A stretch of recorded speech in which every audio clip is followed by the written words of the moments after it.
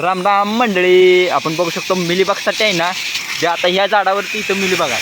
त्या झाडावर मिलीबाग असल्यामुळे आपण हे झाड जे स्पॉट केलेलं आहे, इथं बांधून घातलेलं आहे, त्या झाडाच्या सोबत गच्च धुवून घेणे, अशा प्रकारे धुवून घेणे की त्याला वाळलं सुद्धा नाही पाहिजे अर्धा पाऊण तास. अशा प्रकारे त्याचबरोबर ह्या साईडचे झाड देखील हे ह्याच्या साईडचा आहे, ह्याला देखील चांगलं चपचपीत धुवून घेणे, कारण की ह्या झाडावर देखील येत आहे ना. त्याचसोबत आपण ह्याच्या साईडचं हे देखील झाड आपण गच्चमध्ये धुवून घ्यायचं आहे. असं गच्च धुवायचं की पाक घणानंच धुवून काढायचं, म्हणजे चांगल्या प्रकारे रिझल्ट येतो. या ठिकाणी आपण साधं कीटकनाशक कोणतेही वापरू शकता. माझं रिकमेंडेशन राहील, जर लोकल मार्केट असेल तर आपल्याला वापरू शकतो. त्याचा pH 40 दिवसाचा असतो, त्यामुळे काही अडचण येत नाही.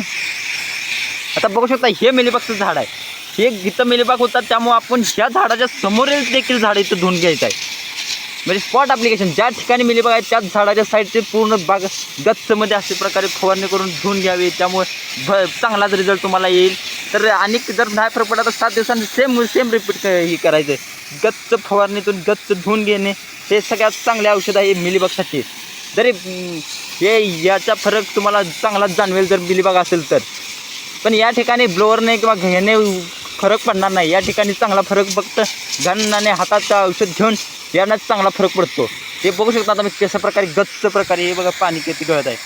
अशा प्रकारे 1-1.5 लिटर झाडाला पाणी औषध घालून चांगल्या प्रकारे धुवून घेतल्यानंतर चांगलाच फरक पडतो. आणि ज्या ठिकाणी मिलीबाग आहे त्या ठिकाणी स्पॉट ॲप्लिकेशन ज्या ठिकाणी आहेत ना त्या ठिकाणी ड्रीप खाली पण आपण स्लेअर प्रो किंवा डेंटासू याचे ड्रेंचिंग करून घ्यावे, त्याच्यामध्ये वतून घ्यावे.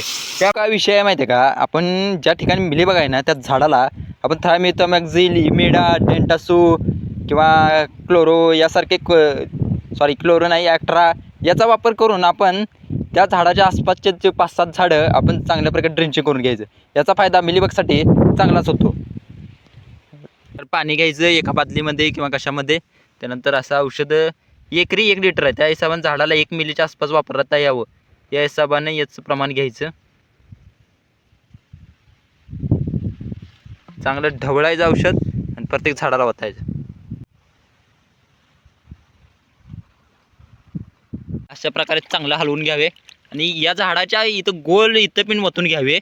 आणि त्याचबरोबर ह्या झाडाला मिलीबाग आहे ना, या झाडाच्या साईडच्या झाडाच्या इथं एक त्या ठिकाणी, त्याचबरोबर समोर हे 2-3-4 झाडं, त्याच्याबरोबर ह्याच्या साईडची 2 झाडं अशा प्रकारे ड्रेंचिंग करून चांगली घ्यावी. आता ही चांगलं आपण हलवलेलं आहे.